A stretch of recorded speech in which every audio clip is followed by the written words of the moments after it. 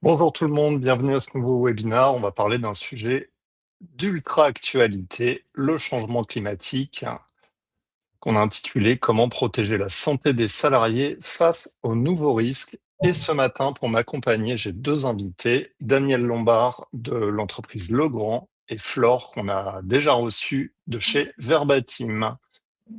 Flore, écoute, je te laisse te présenter. Bonjour Christophe, bonjour Daniel et bonjour à tous. Donc, je suis Flore Serré, je suis la directrice générale de Verbatim. Nous sommes des spécialistes de la prévention santé en entreprise. Et ravie du coup d'être avec vous aujourd'hui pour ce webinaire dans lequel on va vous montrer des enseignements super intéressants de notre dernier baromètre et puis surtout faire parler Daniel sur les mesures qui sont prises par Legrand pour s'adapter et faire face à cette urgence climatique. Bonjour Daniel. Bonjour à tous, donc Daniel Lombard, moi je suis responsable ressources humaines chez Legrand, donc basé à Limoges, qui est un de nos sites importants de production en France. Legrand, c'est un fabricant d'appareillage électrique présent dans le monde entier. Donc, je ferai peut-être une présentation un tout petit peu plus longue quand on arrivera à cette partie. Merci à tous. Ça marche. Merci. Allez, on va démarrer. Flore, tu vas peut-être nous recontextualiser un peu cette étude qui a été menée par Verbatim. Oui, et effectivement, surtout que là, quelque part, malheureusement pour nous, on bénéficie d'une actualité qui résonne beaucoup par rapport à ce baromètre. C'est vrai que pendant longtemps, le changement climatique était perçu comme une menace lointaine. C'était quelque chose qui arrivait ailleurs. On pense aux grandes inondations, à des tremblements de terre à l'autre bout de la planète. Aujourd'hui, la perception là-dessus, pardon, elle a radicalement changé. Puisque là, aujourd'hui, ce changement climatique, aujourd'hui, en France, on le vit de plus en plus et en témoigne la récente période de canicule. Et on en discutait justement avec Daniel, qui est à Limoges, qui connaissent, eux, un bis repetita de la canicule de la semaine dernière. Donc, on voit qu'aujourd'hui, le climat, c'est plus du tout un sujet théorique ou un simple sujet environnemental. C'est devenu un vrai sujet RH. Et on voit les impacts, ils sont déjà humains. Je pense que vous le constatez dans vos équipes. Dès qu'on a des vagues de chaleur, vous le voyez sur la fatigue de vos salariés, sur la pénibilité du travail, des malaises. On a beaucoup de clients qui nous font monter des cas de malaise sur les sites de travail, voire des décès. Je pense que vous avez encore en tête le décès emblématique d'un livreur en Californie à cause d'un camion non climatisé. Et puis, au-delà de la perte, on va dire, de l'aspect humain, clairement, il y a un aspect aussi économique pour vous. Il y a des très bonnes études de France Stratégie qui démontrent que dès lors qu'on dépasse 24 degrés, on commence déjà à noter une perte de productivité chez les salariés. Et puis, il y a un impact évidemment organisationnel sur la conduite de vos activités. Donc, c'était vraiment cette raison qui nous a conduit à faire ce baromètre. C'est la deuxième année qu'on publie un baromètre de ce type. Nous, on va s'intéresser en fait aux risques émergents pour les entreprises. Donc, l'année dernière, on s'était intéressé à l'hyperconnexion et on avait pu effectivement venir présenter les résultats avec Christophe dans un webinaire. Cette année, on a choisi de s'intéresser à la répercussion du changement climatique sur la santé des salariés, parce que c'est un angle qui nous semble nouveau et méconnu. Et puis, ce qu'on souhaitait surtout faire, c'est sortir du débat un peu idéologique sur ces sujets pour venir, grâce à ce baromètre, donner des données solides aux directions générales, aux DRH sur ce sujet et surtout les aider à entrer dans la gestion de risque, ne plus simplement subir, être dans la gestion de crise, mais commencer à anticiper en fait ces risques dans leur politique RH, dans leur politique de QVCT. Donc, on va vous montrer du coup les résultats de cette enquête. Si Christophe, tu peux passer à la slide d'après. Ce que je pense qui est déjà vraiment important, c'est de montrer l'ampleur en fait de cette prise de conscience. Clairement, c'est sans appel. On a 87% des salariés qui considèrent que le changement climatique est un enjeu de santé important. Donc, eux, dans leur tête, ils font le lien. Changement climatique, santé, il y a un lien. Et surtout, ce qui est très intéressant, c'est que 78%, donc l'immense majorité, considèrent qu'il deviendra un enjeu de santé qui est aussi important que les autres risques professionnels. Donc vraiment, le risque climatique vient rentrer dans la même catégorie finalement que les risques d'accident du travail. Et puis surtout, c'est pas un sujet lointain, puisqu'on a déjà 76 des salariés qui se disent préoccupés par ce changement climatique et surtout 72 qui s'inquiètent de ses effets sur leur propre santé. Donc là, vous voyez, les chiffres, ils sont vraiment éloquents. On n'est plus sur un sujet abstrait, on est vraiment sur un sujet qui est extrêmement concret pour vos salariés et c'est un vrai signal qu'on ne peut plus ignorer. Et on voulait d'ailleurs vous faire, faire un petit sondage pour justement voir, à votre avis, quels étaient les salariés qui se montraient le plus inquiets face aux impacts du changement climatique. On vous laisse répondre. Est-ce que c'est les jeunes générations, les femmes et les hommes de 50 ans et plus, principalement les femmes, ou est-ce que l'inquiétude finalement est globale et identique pour tous les profils?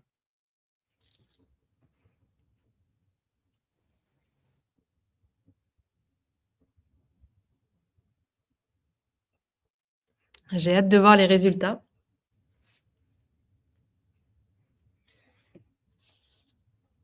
Alors, je laisse encore quelques secondes. On est à peu près 120, vous êtes 73 à avoir voté, je laisse un peu de temps.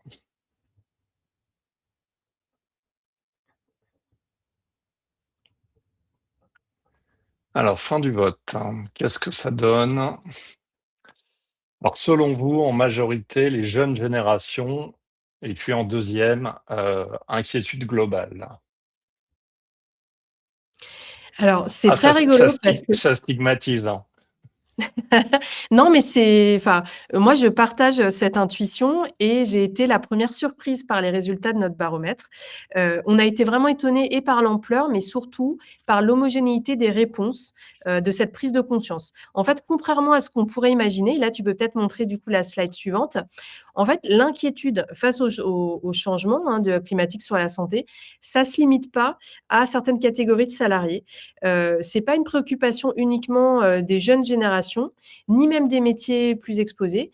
Clairement, en fait, on voit, dans le baromètre qu'il n'y a pas de différence notable entre hommes, femmes, entre, les différentes catégories socio-professionnelles, entre même les secteurs d'activité. Moi, ça a été vraiment une grande surprise là-dessus. Qu'on travaille dans le tertiaire ou dans l'industrie, en fait, la prise de conscience, elle est identique. Donc là, on voit vraiment, qu'on est sur quelque chose, de transverse et c'est vraiment perçu comme un risque extrêmement concret, par tous. Et d'ailleurs, nous, on le retrouve ensuite si tu passes, à la Alors, slide une d'après. question quand même à Oui. Daniel, toi qui es sur le terrain, est-ce que tu constates la même inquiétude globale ou est-ce que tu vois certaines populations plus inquiètes que d'autres? Non, non, je pense que ça reflète bien en fait l'inquiétude et les questions qu'on peut avoir de la part des salariés. On a plutôt, je dirais, une différence en fait, entre les gens qui sont plus dans le tertiaire et nous plus en production, avec une production en plus qui dégage de la chaleur. Donc, en effet, là, on va avoir des modes d'adaptation qui vont être différents. Mais après, l'inquiétude des gens, elle est exactement les mêmes, en fait. Parce qu'ils se retrouvent après chez eux, ils peuvent avoir aussi très chaud, en fait. Donc, Ouais. on vit tout ça.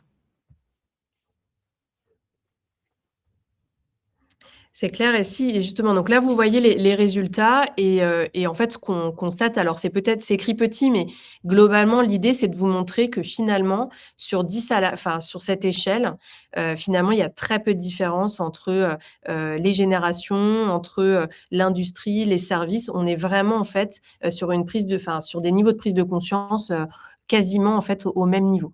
Et donc ça, c'est super intéressant parce que ça montre que le sujet, il est vraiment perçu par tous. Et quand on va justement ensuite interroger, les salariés sur quels sont les effets très concrètement quand on se parle de changement climatique, concrètement de quoi on parle en fait en termes d'impact sur la santé? Vous avez près d'un salarié sur 2 qui déjà disent: «Oui, moi je ressens déjà les effets» et ça se manifeste comment? Il y a vraiment 3 en fait, 3 réponses, qui ressortent le plus. Le premier, c'est évidemment la fatigue à 61. Donc la fatigue, clairement, la chaleur vient accroître, on va dire, la pénibilité du travail, ça va venir impacter le sommeil, ça va venir du coup rendre les choses plus difficiles.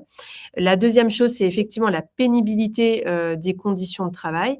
Et puis surtout, je pense que là, il y a une majorité aussi de salariés qui réalisent que ça va venir impacter la capacité à bien faire son travail. Donc là, ça vient toucher en fait à la concentration des travailleurs et donc à leur productivité. Et donc ça, clairement, on voit que la chaleur, donc là, on prend beaucoup l'exemple de la chaleur parce que c'est ce qui est finalement le visage le plus visible, hein, le plus immédiatement ressenti de ce phénomène. Daniel nous parlait effectivement tout à l'heure de la chaleur ressentie dans ses ateliers ou en plus qui dégage même de la chaleur. Il y a peut-être aussi d'autres impacts qui sont un peu moins intuitifs que je voulais aussi mettre en valeur ce matin. Parce qu'au-delà des vagues de chaleur, ce qu'on constate aussi en termes de dérèglement climatique, c'est la dégradation notamment de la qualité de l'air. On a de plus en plus de pics de pollution et avec le pic de pollution, on voit aussi l'aggravation en fait des allergies. Et donc là, on a des études de l'OMS qui montrent que d'ici 2050, on va avoir une personne sur deux qui sera allergique. Je ne sais pas pour vous, mais moi, dans mes équipes, là, ces dernières semaines, chez Verbatim, on était déjà en fait à 1 sur 2. Hein. On n'a pas attendu 2050. Et ça, pareil, je pense que c'est quelque chose dont il faut avoir conscience parce que l'allergie, c'est pas anodin. L'allergie, en fait, ça vient impacter votre système immunitaire et puis en fait, ça impacte, qu'on le veuille ou non, le bien-être au travail et la productivité au travail. Donc, c'est des phénomènes aussi où je pense qu'il faut qu'on ait de plus en plus connaissance de l'impact, au-delà, on va dire, de l'évidence de la chaleur, du reste, en fait, des impacts. Le deuxième élément aussi que je voulais partager, tous les médecins le constatent, c'est ce qu'on appelle l'aggravation des maladies chroniques, la décompensation des maladies chroniques. Quand on a justement déjà qu'on est en risque cardiovasculaire, qu'on a des maladies cardiovasculaires, quand on passe plusieurs jours, notamment dans des chaleurs extrêmes ou températures extrêmes, ça peut être aussi le grand froid, ben on va venir en fait constater des dégradations de ces symptômes. Et donc ça, c'est aussi quelque chose qu'il faut alerter, surtout quand on a des populations, typiquement, nous on accompagne un client profil des hommes de plus de 50 ans, beaucoup de risques cardiovasculaires. Quand vous traversez des vagues de température extrêmes, il faut justement, d'un point de vue employeur, mettre en place des mesures parce que vous savez que votre population de salariés est particulièrement à risque. Alors, j'avance. Du coup, face à ce constat, en tout cas, du point de vue salarié, le constat, il est clair, il est sans appel. La question qui se pose maintenant, c'est de se demander si les entreprises, elles sont préparées. Et notamment si les attentes, quelles sont les attentes finalement des salariés par rapport aux employeurs. Alors nous, on voit une prise de conscience effectivement qui est côté salarié plutôt unanime. Il y a quand même un décalage qui persiste entre ce qu'on perçoit des attentes des salariés sur ce sujet et la visibilité des actions qui sont menées par les entreprises. Côté salarié, 82% nous, des salariés qui ont été sondés pensent que l'anticipation climatique est essentielle pour l'entreprise. Il y en a même 76% qui estiment d'ailleurs que l'employeur il a un rôle clé à jouer. Donc, on n'est pas du tout sur des sujets de légitimité. Oui, en fait, l'entreprise, l'employeur, il est légitime à agir sur ce sujet. Le décalage, il vient beaucoup en fait d'un manque de visibilité des actions qui sont menées par l'entreprise. Parce que l'entreprise, elle mène déjà des actions, hein, on le sait, d'adaptation de son activité, de protection, mais ce n'est pas forcément connu et su des salariés. Il y en a d'ailleurs que 15%, ce qui remonte dans notre baromètre, qui sont certains que des actions de sensibilisation, de protection sont mises en place. Donc, on voit que là, il y a un vrai décalage entre ce que commencent à faire les entreprises et comment ces actions sont perçues côté salarié. Je passe à la slide d'après. Pour nous, ça envoie un message qui est quand même assez clair, qu'il ne suffit pas d'agir. Il faut aussi rendre ces actions, du coup, davantage lisibles, les nommer, les expliquer et puis les co-construire, du coup, avec vos équipes, puisque les entreprises qui le feront seront perçues comme plus respectueuses de la santé, par 81%, en tout cas des salariés qu'on a sondés, plus performantes, 75%, et plus attractives. Donc, c'est vraiment cette idée de passer de la prise de conscience à l'action. Et on voit finalement que le climat, il vient progressivement redessiner aussi les conditions de travail. Et donc, nous, vraiment, le point ici, c'est de se dire, à présent, est-ce que les entreprises veulent continuer à subir ou est-ce qu'elles veulent commencer à davantage anticiper? Et je vais laisser du coup la parole à Daniel puisque, effectivement chez Legrand, c'est une réalité qui est, connue, depuis, bien longtemps. Il y a une grande maturité sur ce sujet, notamment parce que vous avez de nombreux sites industriels et que ces sites industriels, ils dégagent eux-mêmes de la chaleur par la nature de leur activité. Donc vous avez été finalement, sensibilisés encore plus tôt que le reste des entreprises à ces problématiques. Tout à fait, en fait. Donc, je vais peut-être très rapidement présenter donc, Legrand, entreprise industrielle de fabrication d'appareillage électrique, présent à Limoges, mais dans un certain nombre de pays. En fait, on est présent dans à peu près tous les pays, puisqu'il y a 38 000 collaborateurs, il y en a 5 000 en France. Et en France, on a une vingtaine de sites industriels, bon, principalement alors, sur des sites à Antibes. Alors, à Antibes, ils avaient anticipé depuis évidemment un certain temps la chaleur.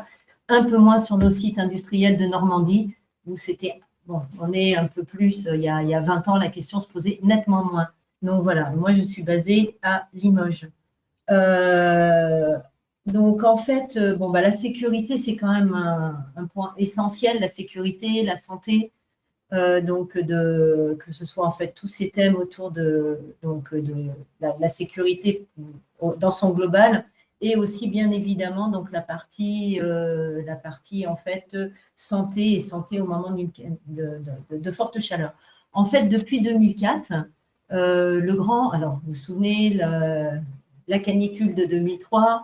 Donc, en 2004, en fait, à Limoges, on a commencé à faire ce qu'on appelle un plan canicule qu'on présente en fait, qu'on initie tous les ans, et ce depuis donc 2004, de manière en fait à pouvoir réagir face aux canicules. Et maintenant, ce plan est devenu un plan forte chaleur.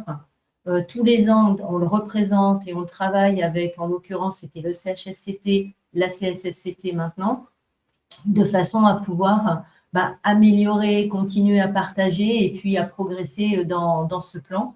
Il est l'intérêt en fait de ce plan force chaleur, c'est de savoir exactement, en fonction des niveaux que Météo France annonce, on a des actions différentes à mettre en place. Et donc ça, c'est publié et chacun sait exactement ce qu'il faut faire. Chacun, donc les salariés, mais aussi les managers, savent exactement quelle réaction avoir en fait en fonction du niveau de chaleur. Hein, si on doit être attentif, on doit être très vigilant, on doit mettre en œuvre un certain nombre de dispositions. Sachant que Daniel, dans ton entreprise, c'est compliqué parce que c'est des rythmes de 3-8. Alors voilà, exactement. Et c'est là où en fait, il faut faire attention en fait à bien regarder. Et on a pour ça en fait une réunion qu'on fait toutes les semaines, une réunion hebdo, qui est partagée avec les industriels, la médecine. Nous, on a la chance d'avoir une médecine en plus en interne ici à Limoges. Les préventeurs, présidents de la CSSCT, de manière à anticiper la météo et principalement avec les sites industriels. En tertiaire, on a des locaux climatisés ou pas.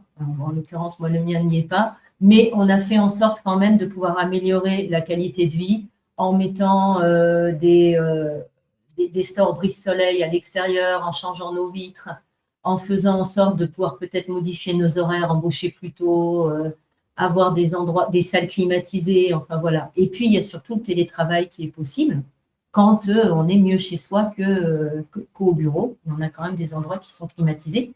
Je vous racontais quand même mon anecdote.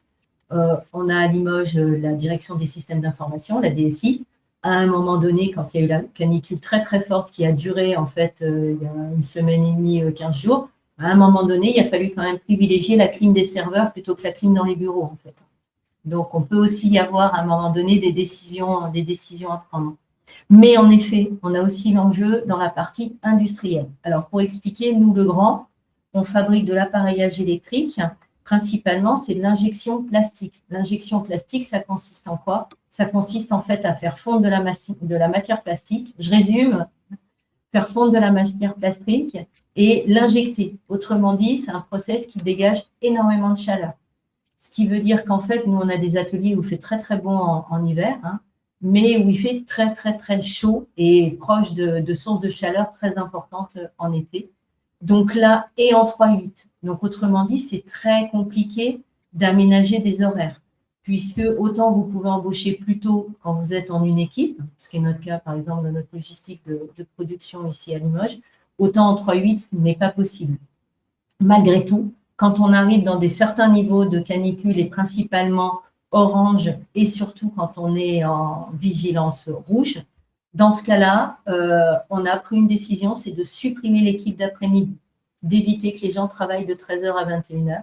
C'est la période les plus chaudes. Et là, on leur a proposé soit d'embaucher le matin, soit éventuellement de prendre des heures, enfin de prendre des jours de congé, d'embaucher de nuit, de vraiment essayer de neutraliser cette… Alors, évidemment, il y a une perte en production, puisqu'à un moment donné, ça se traduit comme ça, mais on préfère encore avoir une perte en production plutôt que de mettre en danger déjà nos salariés, parce que passer… Il faut imaginer que près d'une presse injectée, il fait 40, il fait 50 en fait. Hein. Donc, on commence à ne plus pouvoir vraiment rafraîchir. On a mis en place des rafraîchisseurs, on a mis en place un certain nombre de mesures pour quand même essayer de faire baisser la température dans les ateliers, mais ça reste très compliqué. On est dans des bâtiments en plus des années 60-70, peut-être pas très, très bien isolés, mais à un moment donné, la chaleur, elle est là et elle rentre et elle est produite en fait. Donc, voilà des mesures. Bien sûr, des mesures quand on est plutôt en vigilance jaune ou orange, on allonge les pauses, on fait en sorte… Alors, on a climatisé aussi les réfectoires pour que les gens puissent avoir des endroits où, en fait, ils puissent aller et se rafraîchir aussi au moment des pauses. Donc, être très vigilant. On a nos infirmières qui passent dans les ateliers, qui rappellent aussi des mesures de prévention. Donc, on met en place quand même tout un tas de mesures organisationnelles. L'enjeu, il est aussi de continuer à produire. Parce qu'on ne peut pas arrêter de produire et à un moment donné, si on ne produit plus, on ne vend plus. Donc, il est aussi là et c'est vrai que c'est un enjeu qu'on a… ça fait maintenant 5-6 ans qu'on a bien pris en compte qu'à un moment donné, on pouvait avoir un impact sur notre production et peut-être être amené à ne plus produire. Et ça, évidemment, il n'en est pas question… Dégrader, oui, mais pas complètement arrêter de produire. Donc, la chaîne de production ne peut pas s'arrêter. Alors, en fait, en l'occurrence, quand c'est des moules d'injection, c'est arrêtable. Hein, on peut arrêter. On est quand même sur un process qu'on peut arrêter. Simplement, il faut purger. Hein, donc, il y a des process pour arrêter. Et après, quand on redémarre, il faut à nouveau repurger. Donc, on perd forcément de la productivité. Ce n'est pas un bouton sur lequel on peut appuyer, j'arrête et je recommence. Donc, c'est vrai que là, en prenant en compte le fait qu'à un moment donné, on arrête des process, forcément, on dégrade aussi et la production, puisque pendant un moment, on ne produit plus, et aussi, on dégrade forcément l'équipe qui arrive, en fait, à 21h. Alors, à 21h, il fait encore chaud quand même. Hein, pour les gens qui embauchent à 21h, c'est quand même pas non plus… ils ont les mesures pour pouvoir aller se rafraîchir, pour pouvoir avoir des moments de pause allongées et plus souvent et plus fréquentes. Donc ça, c'est bien des mesures qui sont rappelées. On a donc, je vous parlais de la note principale, mais aussi des notes à chaque fois, en fait, dès qu'on sent un événement qui va arriver, de façon à bien réagir.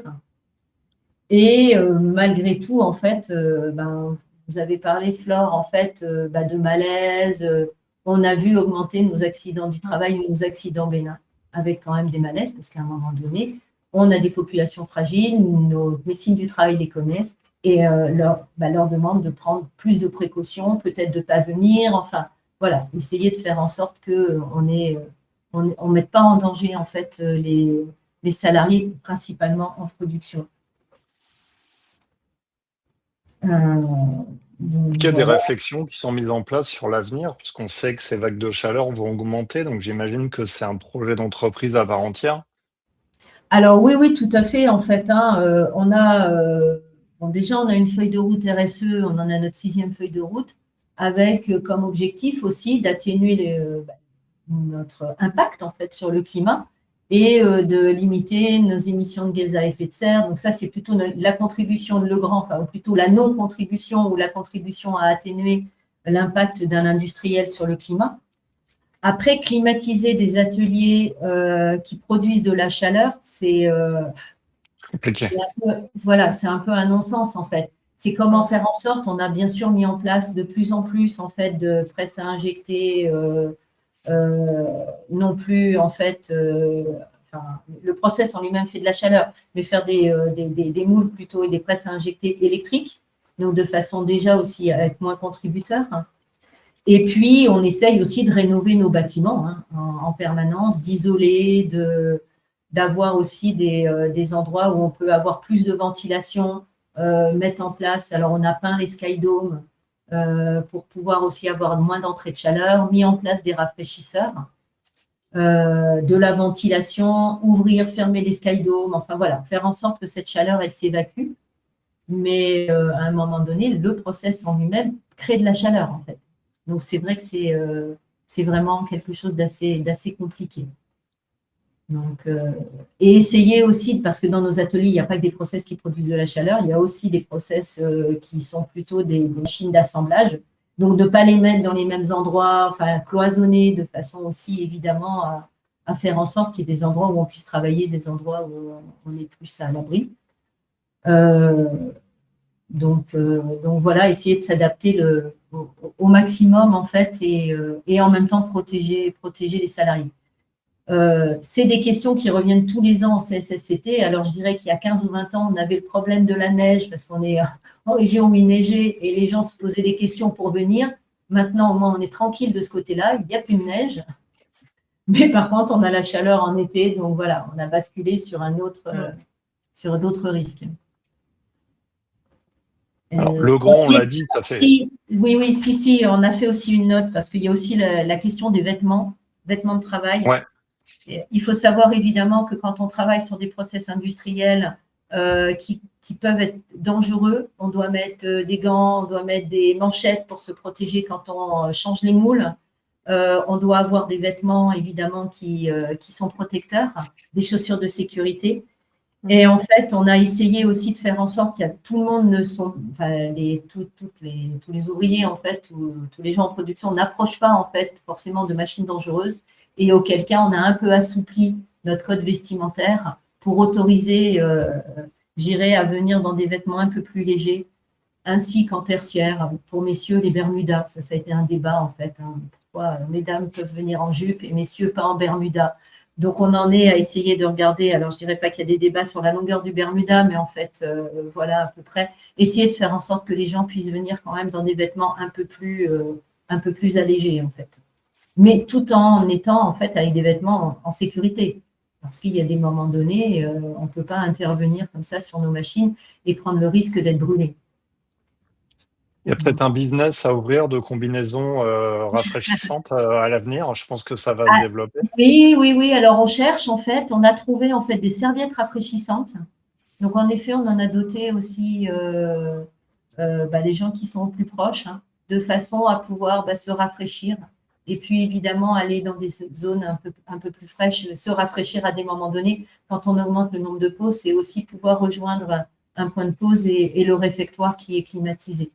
On sait que redescendre en température à un moment donné, ça permet aussi d'encaisser un peu mieux la chaleur. Donc, voilà à peu près ce qu'on a pu faire. Et on n'avait pas forcément attendu, puisqu'on va parler des notes, je crois, et de tout ce que peut mettre en règlement le gouvernement. Nous, on avait anticipé. Et globalement, on se retrouve, quand on lit en fait les différents décrets, on voit bien qu'on est largement dans ce qui est en fait demandé, puisqu'en fait l'objectif c'était aussi de faire en sorte de ne pas avoir d'absentéisme, de continuer à produire. Donc voilà, en fait, aussi une raison économique. En fait. Ouais, mais est-ce qu'il y a quand même une augmentation de l'absentéisme pendant cette canicule? Bon, là, moi, je n'ai pas le retour des chiffres, mais forcément, un petit peu, oui. Mais pas tant que ça, en fait. Parce que je pense que les mesures qu'on a prises permettent aux gens de venir travailler le matin. Se sont peut-être absentés sur des congés. On a aussi autorisé des congés. Ouais. Et il faut savoir, en fait, qu'en 3-8, quand on travaille, en fait, quand on est en 35 heures, mais en 3-8, on travaille 40 heures. Donc, on accumule beaucoup d'heures. Et donc, on peut autoriser les gens aussi à les prendre à des moments donnés un peu critiques et de venir vider leur compteur, voire même être en négatif si besoin, en fait. Ok. Non, mais c'est intéressant parce que du coup, Daniel, tu nous as un peu montré justement les leviers déjà un peu en termes d'équipement, les leviers, organisationnels aussi, comment on organise le travail dans ces périodes-là. Et puis il y a le troisième levier dont on n'a pas encore, parlé qui est, le levier, de la santé. C'est-à-dire comment on vient aussi, quelque part muscler la résilience, des salariés face à tous ces changements. Et là, il y a vraiment cette notion de capital santé, parce qu'effectivement, il faut que nous aussi, en tant que salariés vivant en France, on se prépare, qu'on ait les bons réflexes et qu'on sache comment se comporter justement dans ces périodes, dans ces périodes de température extrême. Et c'est un peu là-dessus peut-être si tu veux, avancer, Christophe. Hem, En tout cas, nous, on essaye beaucoup en fait de dire comment est-ce que concrètement, en fait, les employeurs peuvent se préparer.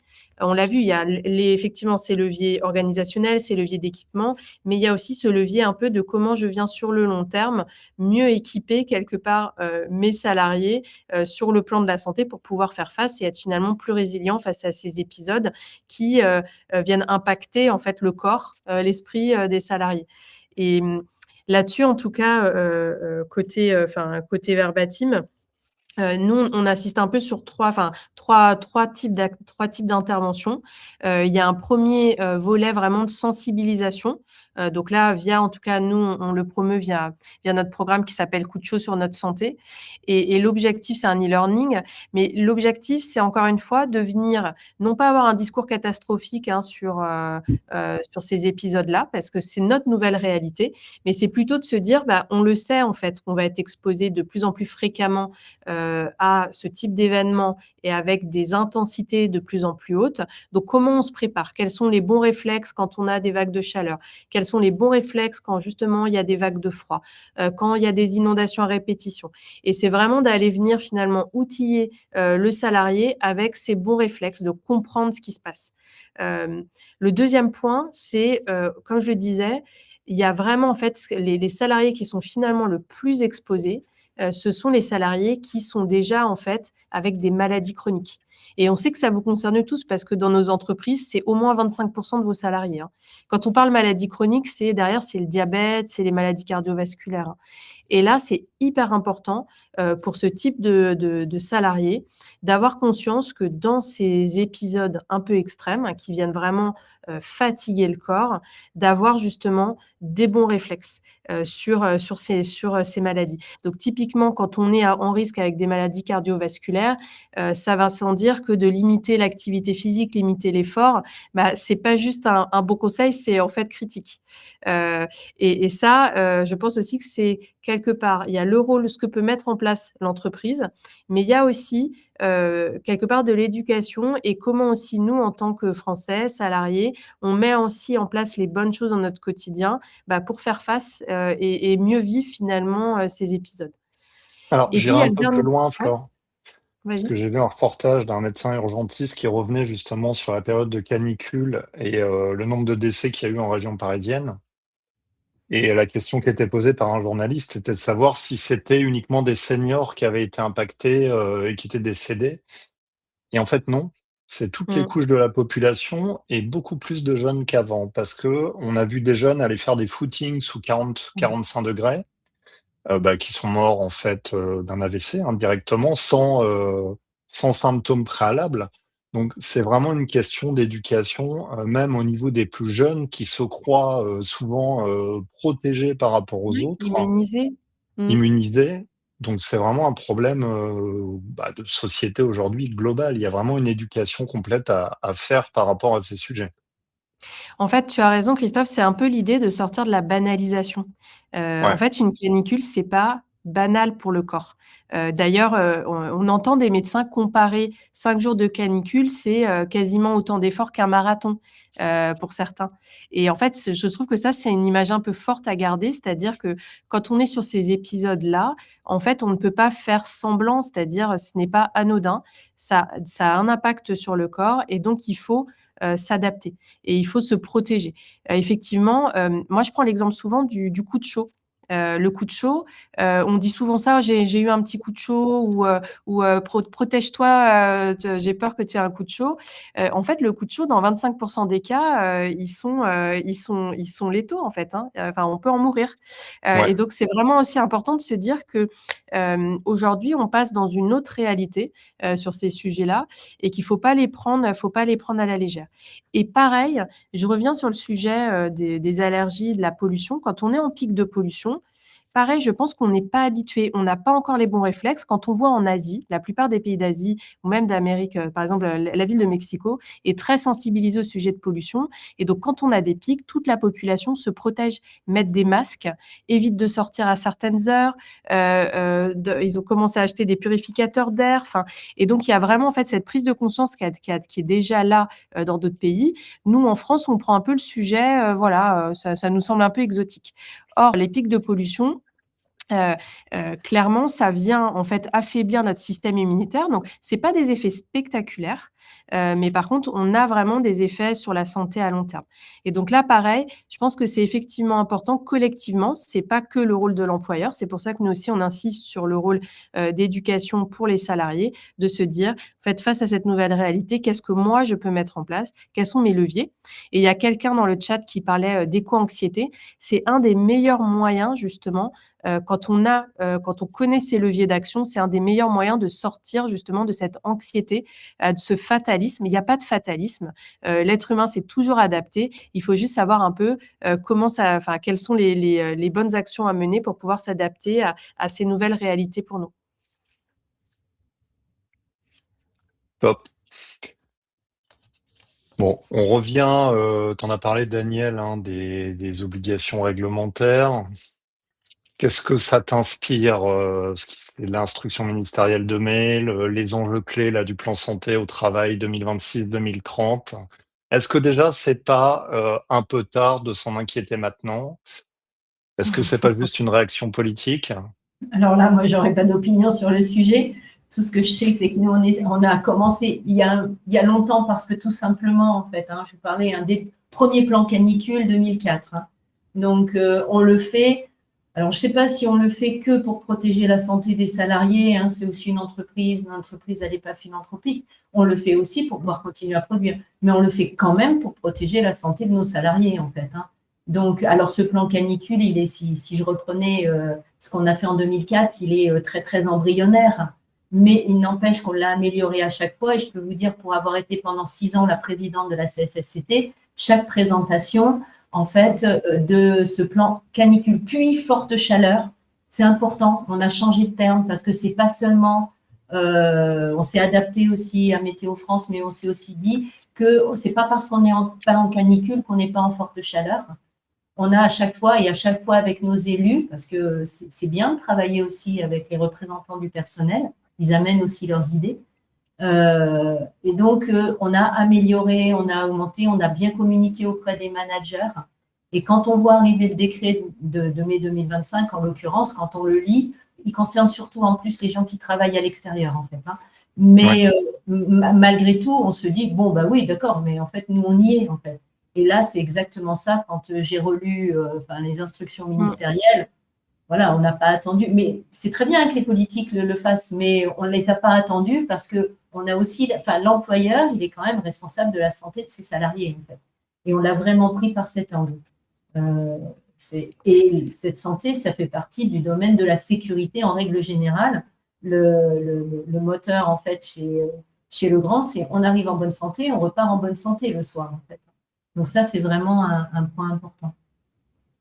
Après, ce que je trouve quand même intéressant, Daniel, là-dessus, c'est que, je me réfère là au plan santé au travail 2026-2030 qui vient tout juste d'être lancé par, le ministre du Travail. C'est quand même la première fois qu'on voit, dans ce plan-là, la référence à ces enjeux, du dérèglement climatique et l'impact sur la santé et sur la santé au travail. Et donc moi, je trouve que quand même, là, il y a un vrai, on va dire, changement de paradigme. Là où encore une fois, ces sujets-là étaient un petit peu vus de loin, où on pensait que ça ne nous concernait pas tous, là, on sent qu'il y a quand même une vraie prise de conscience collective.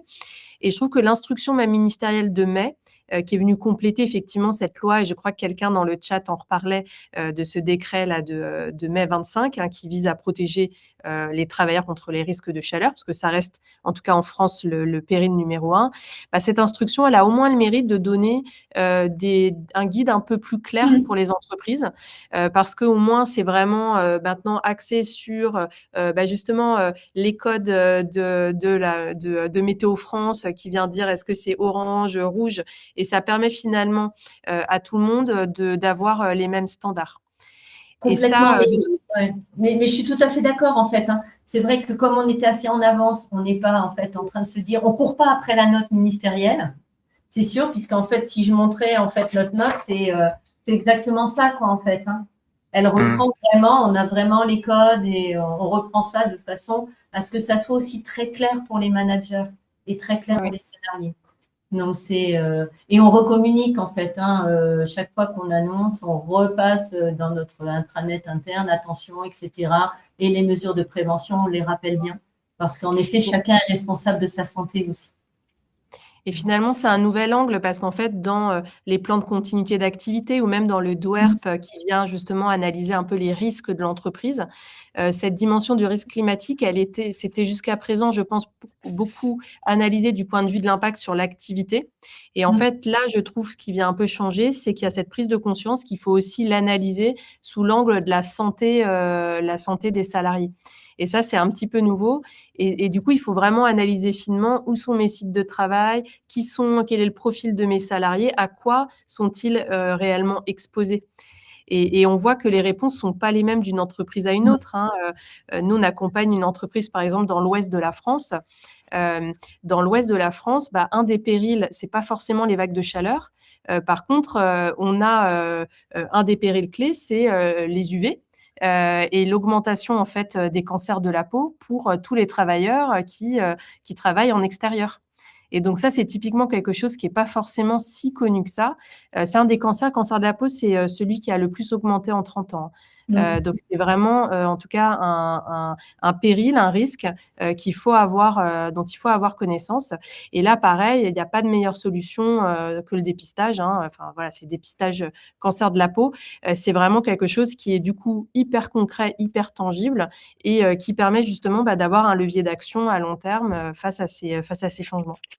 Et là, c'est vrai que Flore, c'est quelque chose qu'on a mis en place grâce au degré élevé de solidarité et puis avec Verbatim, où on a mis en place en fait du dépistage dermatologique sur nos différents sites. Et là-dessus, pareil, en fait, alors les stats, de toute façon, on était convaincus de l'impact que ça aurait, mais moi, je trouve que c'est très, très fort à chaque fois, puisque nous, globalement, toutes les campagnes qu'on lance, à chaque fois, on a quand même, on a 25% des salariés dépistés qui nécessitent une action dermatologique. Et dans ces 25, il y en a 8% qui ont une suspicion de cancer de la peau. Donc, c'est juste énorme. Il y a un vrai enjeu de santé publique de manière plus large, mais aussi de santé au travail, à cause justement de ce phénomène de réchauffement climatique et d'exposition aux UV qui a nettement augmenté en fait ces dernières années. Et ça, c'est un risque, je pense, que les entreprises, en fonction de leur degré, de leur site, où sont situés les sites, ou de leur degré de maturité sur le sujet, n'ont pas forcément conscience. Oui, tout à fait. Mais ça, c'est vrai que nous, franchement, en fait, les dépistages dermatologiques font à chaque fois un vrai succès. D'autant plus qu'aller voir un dermato en France aujourd'hui, c'est le parcours du combattant. Un peu le parcours du combattant, y compris à Paris, parce qu'on en a fait dans notre site parisien de Bagnolet, et ça a été pareil. Ça a remporté un grand succès. Il y en a 8 sur 10 qui font que de l'esthétique aujourd'hui, donc c'est Oui, une vraie et c'est là en problématique. fait où ça permet de réaligner un peu tout le monde. C'est hyper utile pour le salarié, et puis ça démontre en fait les valeurs et l'engagement qui sont pris par l'employeur. Complètement en fait. Ça permet de faire passer aussi des messages. Parce que la dermatologue, je sais à chaque fois, ils ont fait passer des messages. Nous, on a des médecins, donc en interne, les infirmières qui font aussi passer un certain nombre de messages de prévention. On va conclure, Flore. On arrive à la fin. Oui. On arrive effectivement, on arrive à la fin. Écoutez, nous en tout cas, ce qu'on voulait un petit peu partager, c'est que, vous le voyez, du coup, le changement climatique, encore une fois, c'est plus un sujet lointain, c'est vraiment devenu un défi, majeur de santé au travail. Hem, Vous voyez que les salariés, en tout cas, eux, ils en ressentent, déjà, les effets et surtout, ils attendent que l'entreprise, les anticipe et elles attendent que l'entreprise les protège. Ça, c'est vraiment aussi un élément qu'on voulait un peu documenter, formaliser. Et puis, pour relever ce défi, nous, en tout cas, ce qu'on essaye de faire en accompagnant nos clients, c'est de les aider de passer à cette logique un peu de gestion de crise, à plutôt venir une stratégie d'adaptation un peu structurée. Alors nous, on agit surtout sur le levier de la santé, mais c'est effectivement un sujet, d'avenir pour venir justement maîtriser davantage et l'absentéisme et simplement préserver le capital, santé de vos collaborateurs pour le futur. Top. Voilà, dernier slide, si vous voulez découvrir, suivre verbatim et si vous voulez rentrer en contact avec Flore, vous avez directement accès à son profil ici. Merci Daniel d'avoir été Merci. présente ce matin. Merci Flore. Et ce webinaire, vous le retrouverez en replay sur MyRHline dès demain. Je vous souhaite une excellente journée. Merci à tous. Au revoir. Merci, Au revoir. merci, au revoir.